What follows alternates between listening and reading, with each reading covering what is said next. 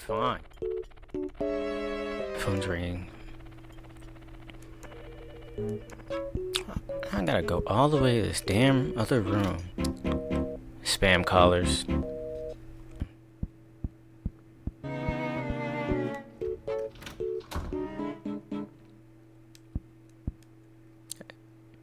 Hello?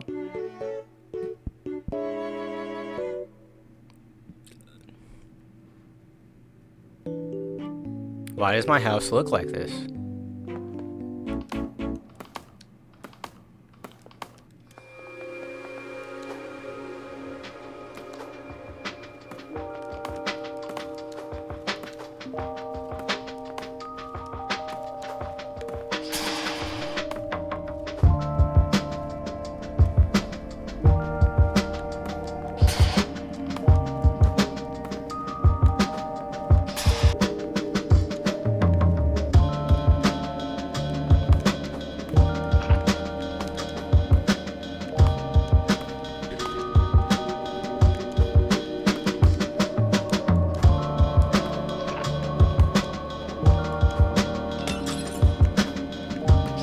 Light work.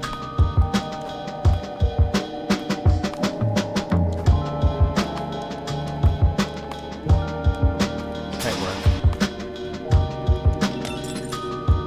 Let's go. That's fucking. I'll get googly moogly. Okay. Let's go. Light work. Fucking light work. Okay. So not like that though. Wait.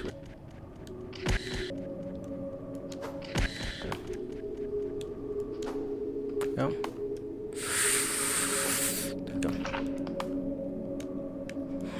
Let's go. Let's fucking go. Oh.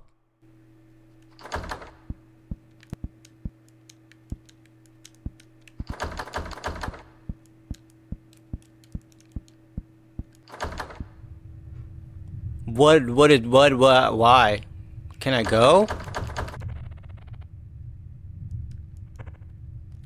Okay. Ugh. Okay, fine, bro.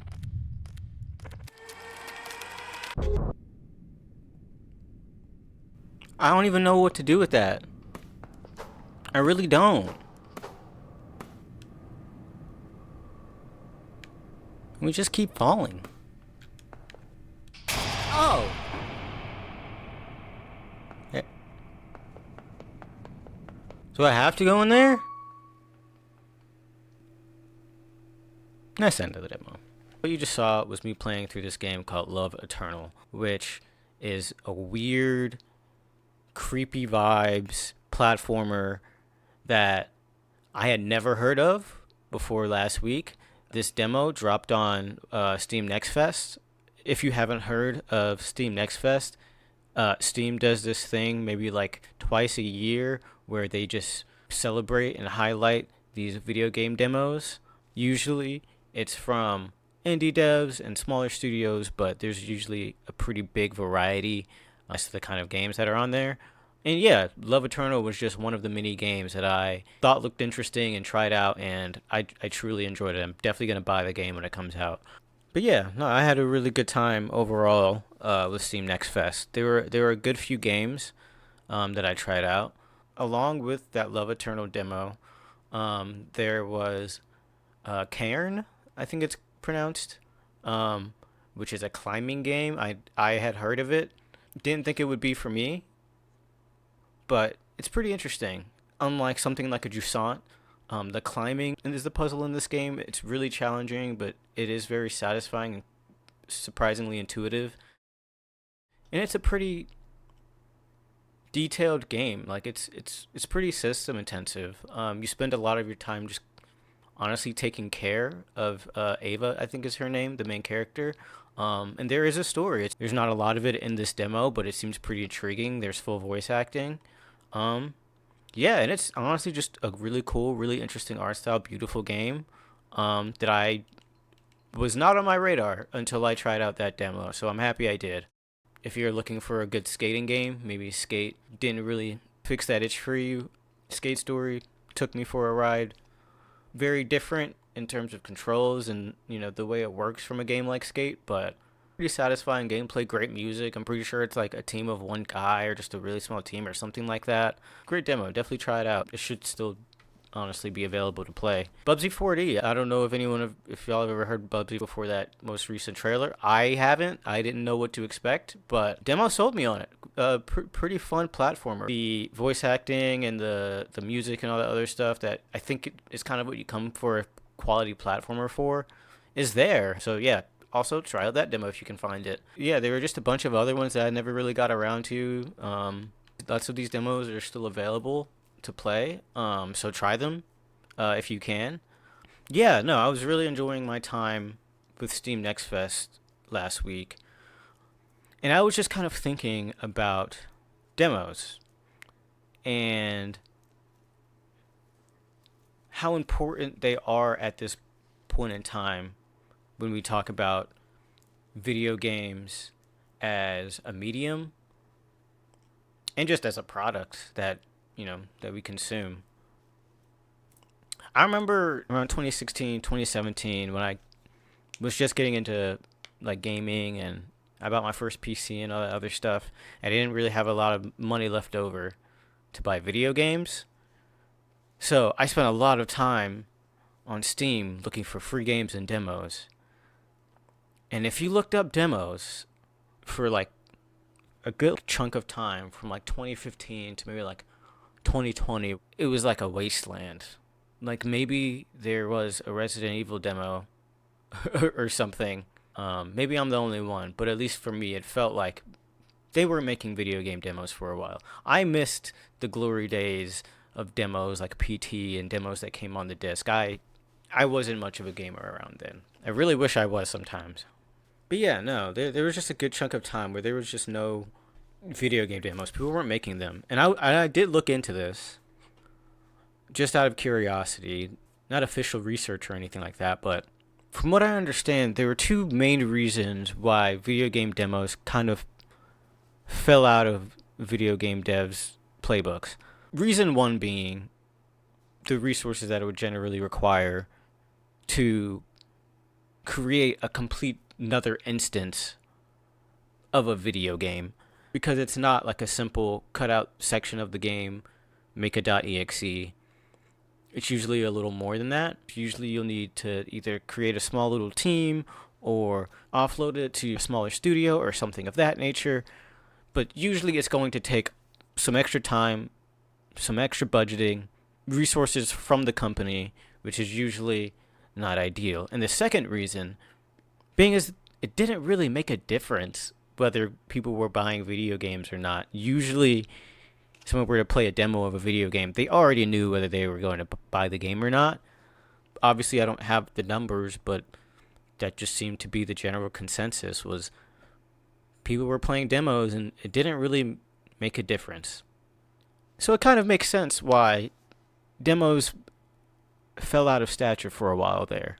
But now it feels like a lot has changed in terms of the current landscape of video games. Like video games has become just such an expensive hobby.